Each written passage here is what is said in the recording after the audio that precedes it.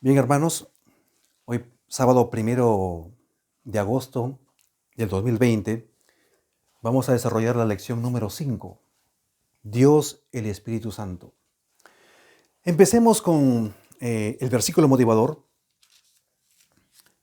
que está en 2 Corintios capítulo 3, versículo 17. Porque el Señor es el Espíritu y donde está el Espíritu del Señor, allí hay libertad.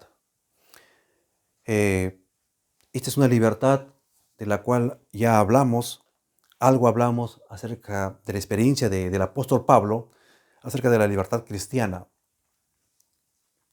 Esta es una libertad exclusiva que nos da el Espíritu Santo a los cristianos, a los hijos de Dios. El primer versículo, en Salmos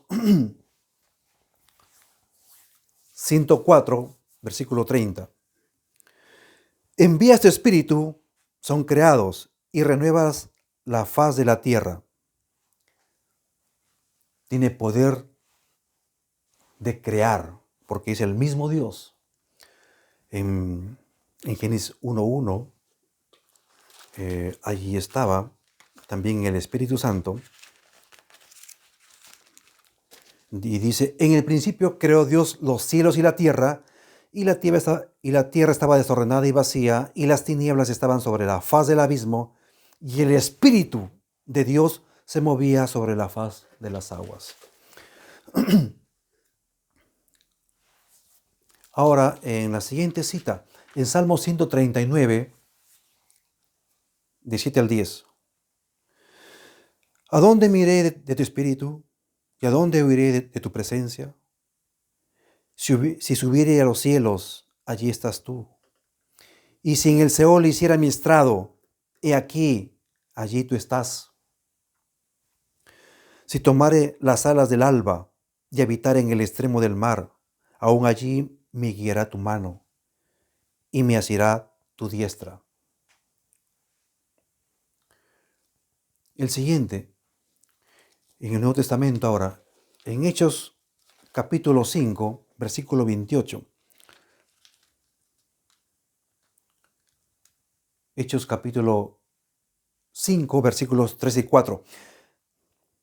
Versículos 3 y 4. Esto es lo que pasó en la iglesia del primer siglo. Y dijo Pedro, Ananías, ¿por qué Satanás llenó tu corazón para que mintieses al Espíritu Santo? Esto es algo muy delicado y peligroso.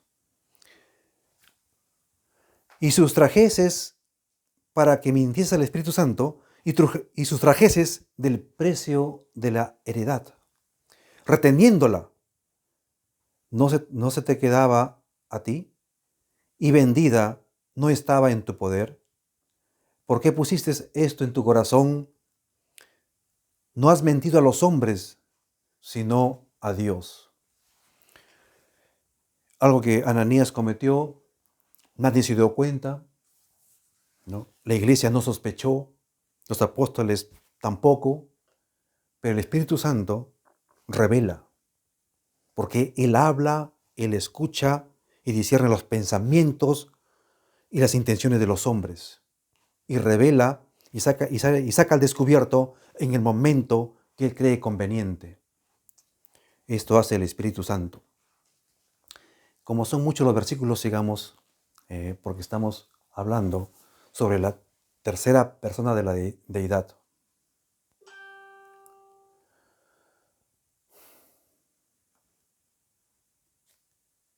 El versículo 9 también, del mismo capítulo. Y Pedro le dijo, ¿por qué convinisteis en tentar al Espíritu del Señor? He aquí a la puerta los pies de los que están sepultados a tu marido, y te sacarán a ti. También corrió la suerte no solo Ananías, sino también su esposa, Zafira. Es decir, esta mala suerte, correrán todos los cómplices de los que roban a Dios o sustraen las cosas que le pertenecen a Dios. Sigamos. En Romanos capítulo 8,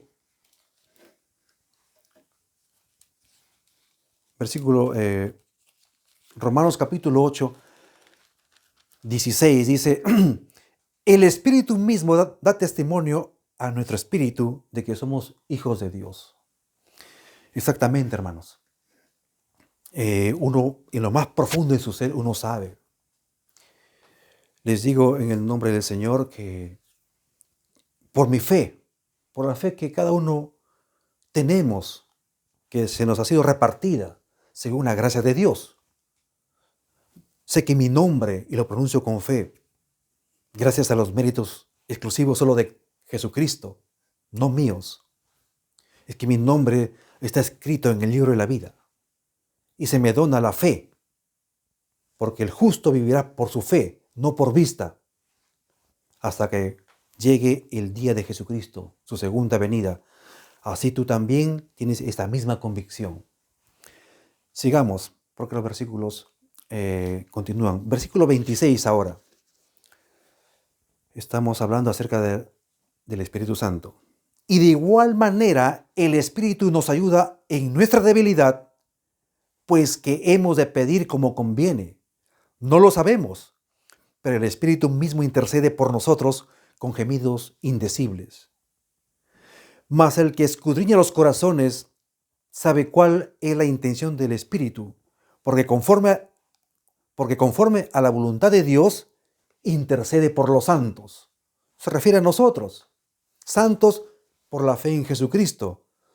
Somos santos porque Cristo es santo y es nuestro sustituto. ¿Sí? Entonces, pero seguimos a un santo. Quiere decir que nuestras buenas obras son buenas porque viene del Espíritu que es santo. Dice aquí que el Espíritu ayuda en nuestra debilidad para pedir como conviene. Esto se refiere en las oraciones que hacemos. Jesús dijo, vosotros no sabéis pedir, no sabéis orar. Pedimos por cosas, pero ahí en esa mezcla de la oración pedimos algo bueno, algo que es de Dios, algo que está escrito en la palabra, ¿no? A veces tenemos oraciones desviadas, que quizás que sea para enriquecer nuestro ego y no nos damos cuenta porque somos carne, o pedimos cosas que no es necesario.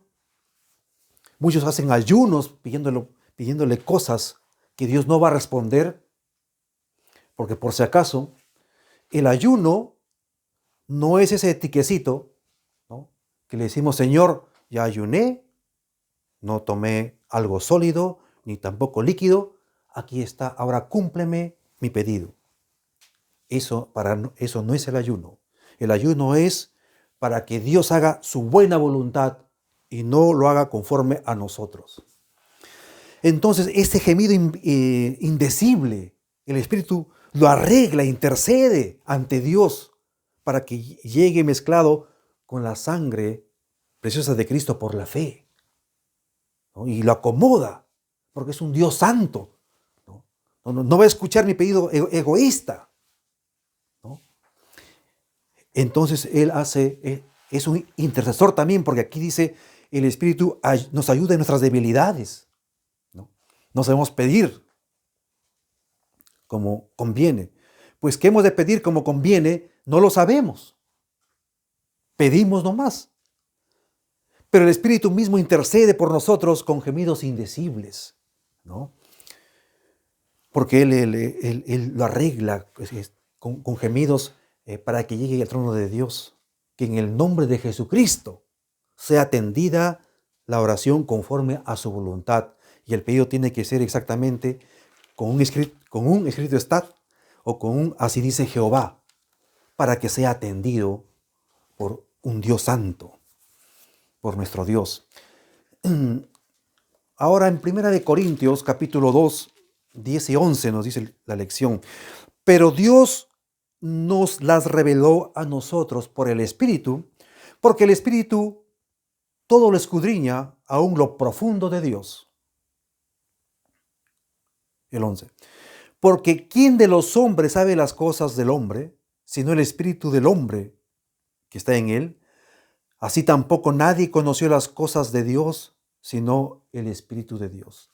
Así como cada uno sabe en lo más profundo de nuestro ser, lo que uno ha hecho, o lo que uno hace, lo que uno piensa, las intenciones que tenemos en el asiento mismo de nuestra conciencia, ahí donde no nos damos cuenta, pero ahí está nuestro espíritu, sabiendo en qué dirección vamos, ¿no?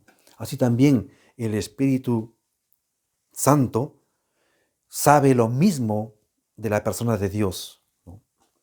Es la tercera persona de la deidad. Es suficiente. Ahora,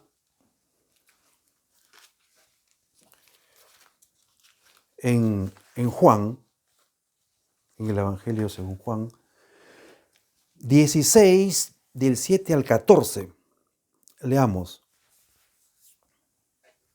acerca de la obra del Espíritu Santo.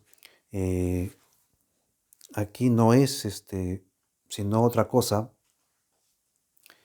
es descifrar o describir lo que correctamente hace la Biblia acerca del Espíritu Santo.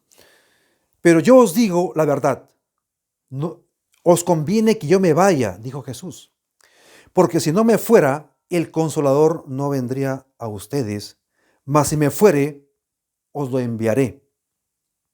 Cuando Él venga, el Espíritu Santo, convencerá al mundo de pecado, de justicia y de juicio. De pecado, por cuanto no creen en mí. Es el pecado de pecados, ¿no? Es eso que cuando el hombre lee la palabra de Dios y no lo cree, ¿no? Eso es lo que habita en la carne humana, por cuanto no cree en mí. Él convencerá de justicia, por cuanto voy al Padre y no me veréis más. Y también el Espíritu Santo convencerá de juicio, por cuanto el príncipe de este mundo, el diablo, ya ha sido juzgado.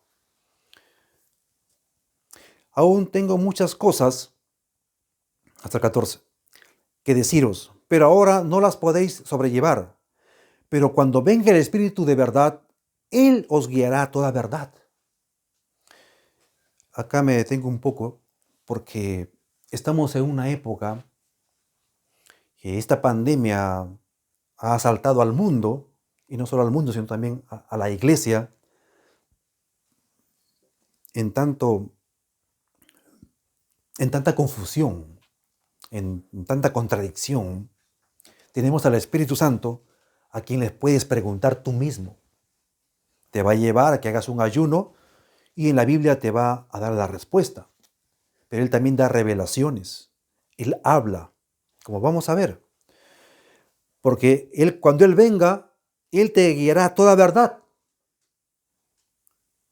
Porque no hablará por su propia cuenta, dijo Jesús, sino que hablará todo lo que oyere y os hará saber las cosas que habrán de venir. Él me glorificará, dijo Jesucristo. Jesús dijo que el Espíritu Santo le glorificará a Él, porque tomará de lo mío y os lo hará saber. El servicio del Espíritu Santo es como si fuera un vector que te lleva 100% a Jesucristo, a su nacimiento, a su vida, a su obra, a su sacrificio, a su muerte, a su resurrección y a su intercesión en el santuario celestial.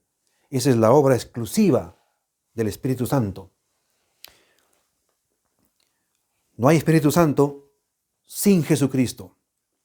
Casualmente Jesús lo envía para que tome las cosas de Él. En Hechos, la siguiente cita, en Hechos 2:33, reparen en esto. Así que, exaltado por la diestra de Dios y habiendo recibido del Padre la promesa del Espíritu Santo, ha derramado esto sobre ustedes, esto que vosotros veis y oís, ¿no? Esa es la promesa, pues, del derramamiento del Espíritu Santo. Eso está en Joel, la lección también nos lleva ahí. Joel 2, 23 y 28.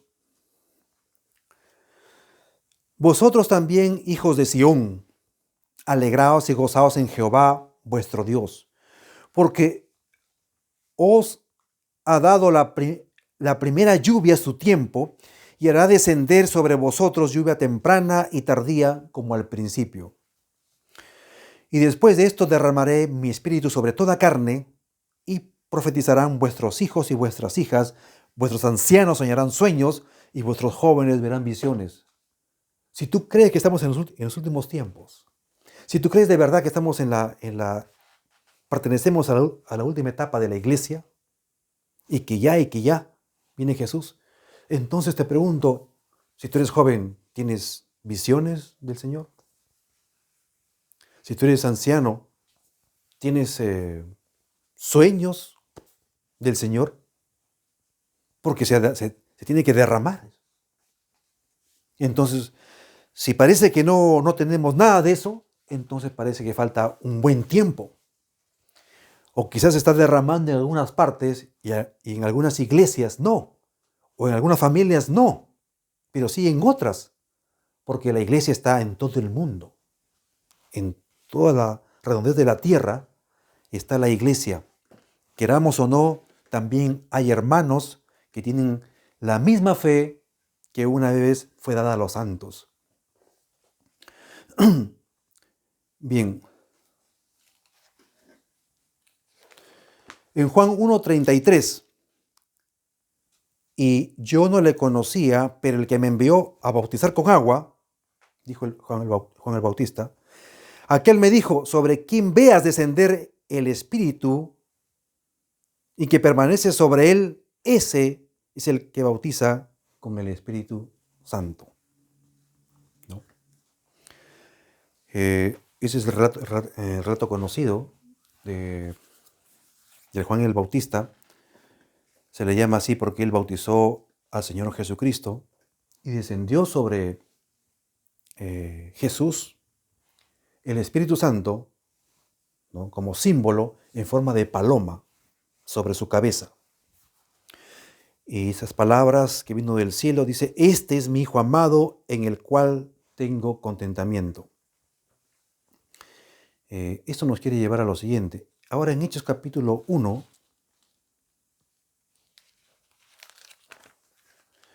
versículo 5. Porque Juan ciertamente, el Bautista, porque Juan ciertamente bautizó con agua, mas ustedes seréis bautizados con el Espíritu Santo dentro de no muchos días. 23 al 26. Y señalaron a dos, a José llamado Barsabás, que tenía por sobrenombre Justo, y Matías, y orando dijeron, tú, Señor, que conoces el corazón de todos, muestra cuál de estos dos has escogido para que tome la parte en este ministerio y apostolado de que cayó Judas por transgresión para irse a su propio lugar. Y echaron suertes y la suerte cayó sobre Matías y fue contado con los 11 apóstoles. Eso es lo que hicieron los apóstoles. Oraron a Dios y ellos echaron suertes. No lo voy a tocar en este momento, pero acá invocaron el nombre de Dios. El nombre de Dios y también al Espíritu Santo. Ahora volvemos a Hechos capítulo 2, de 1 al 4. Sigamos. Cuando llegó el día del Pentecostés, estaban todos unánimes juntos. Y de repente vino del cielo un estruendo como un viento recio que soplaba, el cual llenó toda la casa donde estaban sentados. Y se les aparecieron lenguas repartidas como de fuego, asentándose sobre cada uno de ellos, y fueron todos llenos del Espíritu Santo y comenzaron a hablar en otras lenguas según el Espíritu le daba que hablasen. Esto quisiera graficarlo, solamente es un símbolo. No soy buen dibujante, pero voy a simbolizarlo a nuestro Señor Jesucristo de esta forma, eh, solo un símbolo. ¿Qué quiero decir? Que la señal por el cual se le califica como hijo de Dios, se abrió el cielo y vino una, una paloma.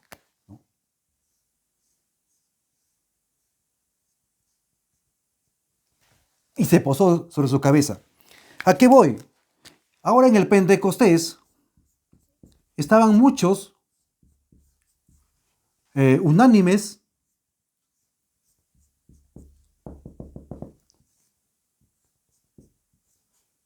muchas personas, y ahora ya no una palomita, como ocurrió cuando Cristo fue bautizado por Juan el Bautista, sino acá estaban los apóstoles, los discípulos y todo ese grupo que estaba allí. Ahora vinieron, sobre su cabeza posaron ahora el Espíritu Santo en forma de lenguas de fuego. Disculpen que no soy buen dibujante. Imagínense la lengua de fuego de una velita, es un símbolo. El fuego es símbolo del Espíritu Santo, ¿no? En el caso de Cristo, cuando fue bautizado en el río Jordán, ellos también fueron sobre sus cabezas. Voy a leer otra vez el párrafo. Hechos capítulo 2, de 1 al 4. Cuando llegó el día del Pentecostés, estaban todos unánimes juntos, y de repente vino del cielo, un estruendo como un viento, semejante a la experiencia, ¿no? Vino una voz del cielo, en el caso de Jesucristo. Y aquí el versículo 2, y de repente vino del cielo un estruendo como un viento recio que soplaba, el cual llenó toda la casa donde estaban sentados. Y se les aparecieron lenguas repartidas como de fuego, asentándose sobre cada uno de ellos. Y ellos fueron llenos del Espíritu Santo y comenzaron a hablar otras lenguas según el Espíritu les daba que hablasen, ¿no? Vino el poder de Dios, fueron llenos del Espíritu Santo y ellos necesitaban hablar muchos idiomas, muchas lenguas, muchos dialectos, porque estamos en el primer siglo y de ahí se iban a ir a lo que ahora es Europa y Asia y el resto del mundo. Tenían que recibir en forma ordenada, proféticamente, matemáticamente la fecha cumplida, ¿no? 50 días después, de ahí viene la palabra Pentecostés. En esta forma tuvieron que recibir. Y había una gran característica de la iglesia, ¿no? Dicen que estaban todos reunidos, unánimes, ¿no?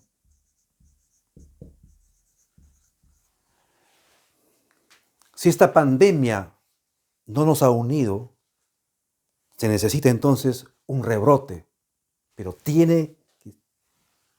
Dios en su amor quiere vernos así, porque si no, no va a haber lluvia tardía, de la cual habló Joel. Y está haciendo simplemente una breve referencia. Sigamos, aunque todo no lo vamos a terminar.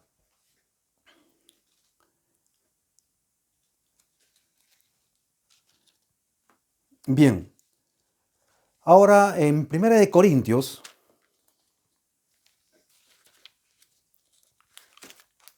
¿y por qué les hablo de esto? Primera de Corintios capítulo 2, 12 y 13. Y nosotros no hemos recibido el espíritu del mundo, sino el espíritu que proviene de Dios, para que sepamos lo que Dios nos ha concedido, lo cual también hablamos, no con palabras enseñadas por sabiduría humana, sino con las que enseña el Espíritu, acomodando lo espiritual a lo espiritual. Quiere decir que no podemos mezclar lo espiritual con lo mundanal. No podemos acomodarlo así. Sería un sacrilegio. Y hay maldición en eso. Y hay una condena que está escrito en el Apocalipsis, ¿no? Que no se le puede añadir nada ni se le puede sustraer nada a la palabra de Dios. Eso equivale cuando las cosas espirituales lo quiero acomodar a mi vida carnal, por ejemplo. O las cosas espirituales, los mandamientos de Dios, o los dones del Espíritu Santo, o los mandamientos que más encontramos en el Nuevo Testamento. Queremos acomodarlo a los pedidos de la iglesia, porque la iglesia, como en la antigüedad Israel quería una fiesta pagana, y le dijeron a Aarón: si tú no nos haces la fiesta al becerro de oro, te matamos. La iglesia no es la cabeza, sino es Jesucristo. Nosotros tenemos que ser seguidores de Jesucristo, tener como es nuestra cabeza, pensar como Él. Ahora en Juan capítulo 5,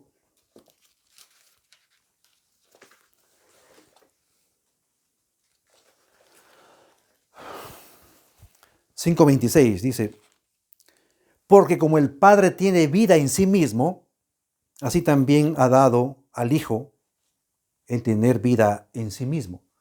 Eso se está refiriendo, aunque está en esta lección, pero se está refiriendo al Padre y al Hijo, ¿no? Que tienen vida en sí mismo. Es Dios.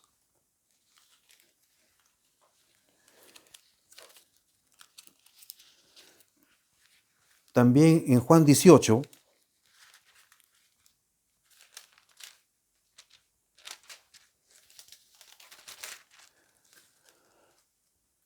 de 8 al 11, dice: respondiendo Jesús,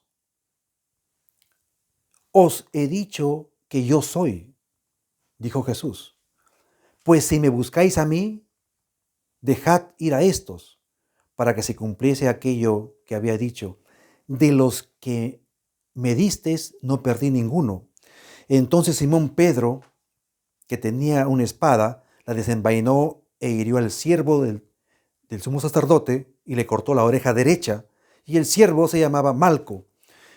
Jesús entonces dijo a Pedro: mete tu espada en la vaina, la copa que el Padre me ha dado, ¿no la he de beber? Es decir, la voluntad de Dios no es apoyada con la violencia, no cortando la oreja, en este caso, por un discípulo que amaba mucho a Jesús, también Pedro.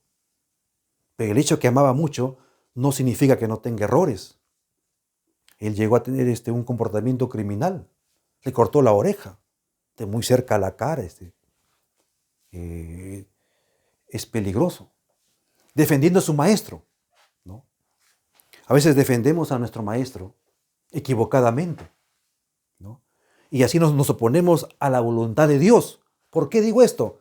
Porque acá dice: mete tu espada en la vaina, la copa que el Padre me ha dado, ¿no la he de beber? Pedro estaba queriendo frustrar el plan de salvación de él y de nosotros. Es muy peligroso mezclar la pasión humana, las beligerancias que salen de mi carne. Yo no puedo acomodarlo a los objetivos de Dios. Es sacrilegio y es pecado y es peligroso. Por eso que debemos estar siempre en constante oración y algunas veces en ayuno para saber qué es lo que Dios quiere que hagamos y saber qué es lo que quiere que nosotros no hagamos, que dejemos. A propósito, les digo que leí una vez lo que este Papa, llamado Papa Juan Francisco I, él está ocupado todos los días. De las horas del día que tiene 24, creo que trabaja 25. Todos los días está trabajando, tiene una agenda sumamente ardua. Pero él hace todo lo que Dios no ha mandado. Pero él hace. Así también hay muchos hombres que están ocupados, se han empobrecido, se han envejecido, pastores, teólogos o líderes y han hecho obras apretadas en su vida, han dispuesto a sus familias, pero han hecho todo lo que Dios no les ha mandado. Aquí esto nos enseña que Pedro iba a frustrar el plan de salvación, porque según él, amaba mucho a su maestro, que lo defendió con la espada. No es por medio de la violencia, no es por medio de la agresividad, es como se traza la voluntad de Dios para su iglesia. No es así. Sigamos.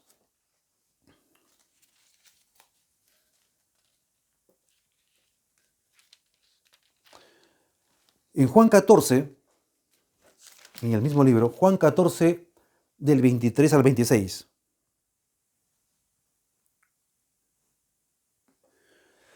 Respondiendo Jesús le dijo, el que me ama, mi palabra guardará y mi Padre le amará, y vendremos a él y haremos morada con él.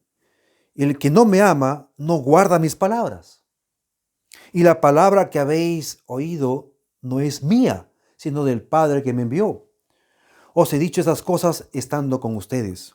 Mas el Consolador, el Espíritu Santo, a quien el Padre enviará en mi nombre, Él os enseñará todas las cosas y os recordará todo lo que yo os he dicho. En la salvación del hombre están comprometidos tanto el Padre, el Hijo y el Espíritu Santo, ¿no? Gracias a su compromiso, a su tarea conjunta y perfecta, el hombre es salvado, ¿no? El Padre dio la gracia al enviar a su Hijo dio su sangre, ¿no?, para justificarnos, y el Espíritu Santo da la fe en Jesucristo para que podamos tener acceso a la salvación. El siguiente versículo, en Hechos capítulo 13 ahora.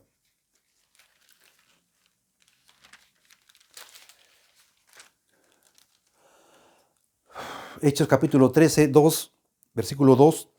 Ministrando estos al Señor y ayunando, dijo el Espíritu Santo. Ministrando estos al Señor y ayunando, dijo el Espíritu Santo, apartadme a Bernabé y a Saulo para la obra que os he enviado.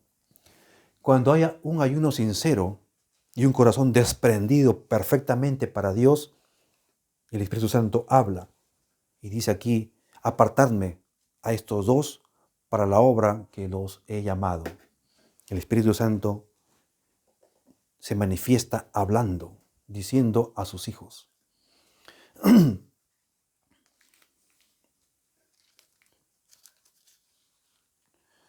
Y ahora versículo 52. Y los discípulos estaban llenos de gozo y del Espíritu Santo.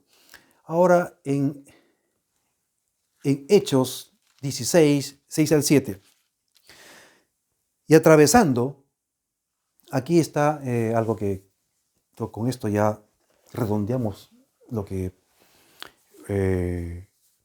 tenemos que estudiar acerca del Espíritu Santo, es que el Espíritu Santo tiene comportamiento como el Padre, como Jesucristo.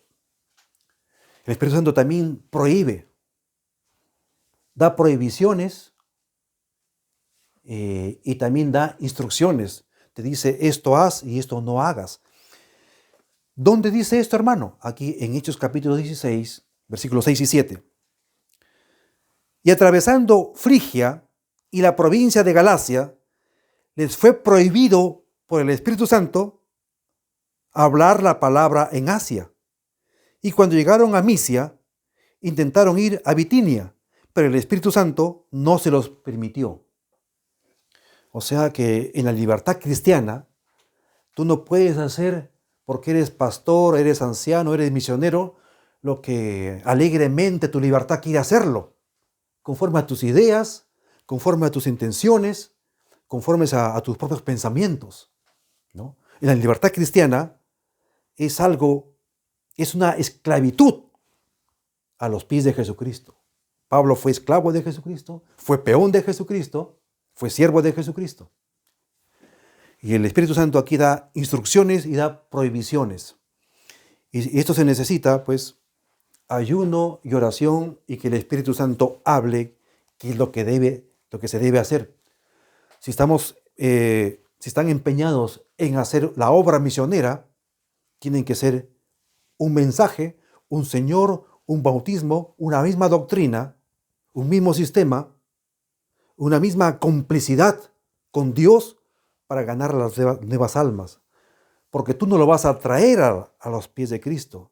Dice, y Dios trae a la iglesia los que deberían ser salvos. Pero para eso se necesita tener una palabra del Espíritu Santo sobre el pastor, sobre el anciano, sobre el misionero o sobre el encargado y sobre todo los que van a salir a predicar, ¿no? Ahora en Hechos capítulo 20, 28.